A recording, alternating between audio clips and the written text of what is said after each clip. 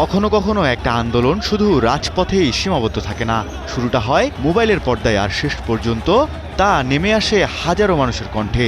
দিল্লিতেও যেন ঠিক এমনটাই ঘটেছে। যন্তর মন্তর এখন শুধু একটি জায়গার নাম নয়, হাজারো শিক্ষার্থীর ক্ষোভ আর প্রতিবাদের প্রতীক হয়ে উঠেছে ওই স্থানটি। পুলিশের বাধা, লাঠিচার্জ, বৃষ্টি কিছুই যেন থামাতে পারছে না আন্দোলনকারীদের। একদিনের ব্যবধানে আবারও যন্তর মন্তরে জড়ো হয়েছে ককরোচ জনতা পার্টির সমর্থকরা। ইন্টারনেট বন্ধ আর পুলিশের শত ব্যারিকেড ভেঙে ছাত্ররা আজ আবারও যন্তর মন্তর দখল করে হুঙ্কার ছেড়েছে। দাবি আদায় না হওয়া পর্যন্ত রাজপথ ছাড়বে না কেউ। যে আন্দোলনে শুরু হয়েছিল স্রেফ একটা ব্যঙ্গাত্মক অনলাইন গ্রুপ হিসেবে, তাই এখন দিল্লির মসনদকে কাঁপিয়ে দিচ্ছে। দিল্লির রাজপথ এবার রণক্ষেত্র, আর নরেন্দ্র মোদী সরকারের দিকেই ধেয়ে আসছে কোটি তরুণ ছাত্রের ক্ষোভের সুনামি। ককরোচ জনতা পার্টির ডাকে দিল্লির যন্তর মন্তরে লাখো শিক্ষার্থী সংসদ চলো আন্দোলনের রূপ যেন তাই বলে দিচ্ছে। সংসদ চলো কর্মসূচিকে ঘিরে সোমবার উত্তপ্ত হয়ে ওঠে দিল্লি। সংসদের দিকে এগোতে চাইলে আন্দোলনকারীদের আটকে দেয় পুলিশ। শুরু হয় ধস্তাধস্তি। পরিস্থিতি নিয়ন্ত্রণে লাঠিচার্জ ও কাঁদনে গ্যাস ব্যবহার করা হয়। আন্দোলনকারীদের দাবি, এতে বহু শিক্ষার্থী আহত হয়েছে।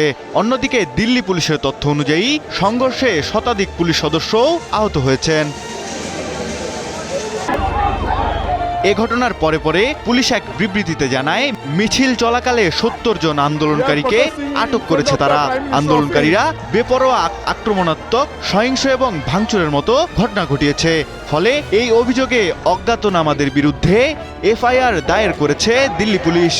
এমনই প্রতিবেদন প্রকাশ করে ভারতীয় গণমাধ্যম এনডিটিভি। প্রতিবেদন অনুযায়ী সংসদ চলো মিছিলে পুলিশের অতিরিক্ত বল প্রয়োগের অভিযোগ তুলে আন্দোলনকারীরা। সরকারের এমন কঠোর নীতি আর পুলিশি বাধার মুখে ছত্রভঙ্গ হয়ে যায় হাজার হাজার আন্দোলনকারী। অনেকে আবার আহত হন।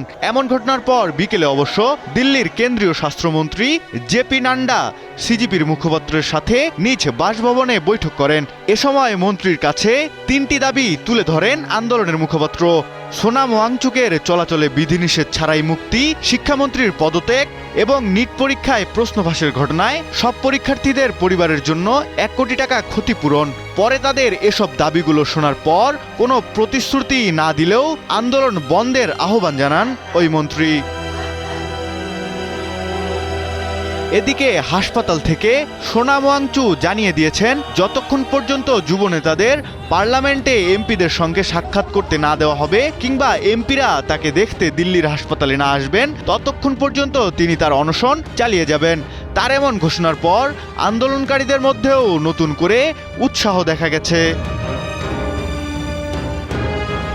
তবে এত সব কিছুর পর আজ মুখ খুলেছেন দেশটির প্রধানমন্ত্রী। চলমান আন্দোলনের মধ্যেই পরীক্ষায় প্রশ্ন ফাঁস ঠেকাতে কঠোর পদক্ষেপের কথা বলেছে ভারতের প্রধানমন্ত্রী নরেন্দ্র মোদী।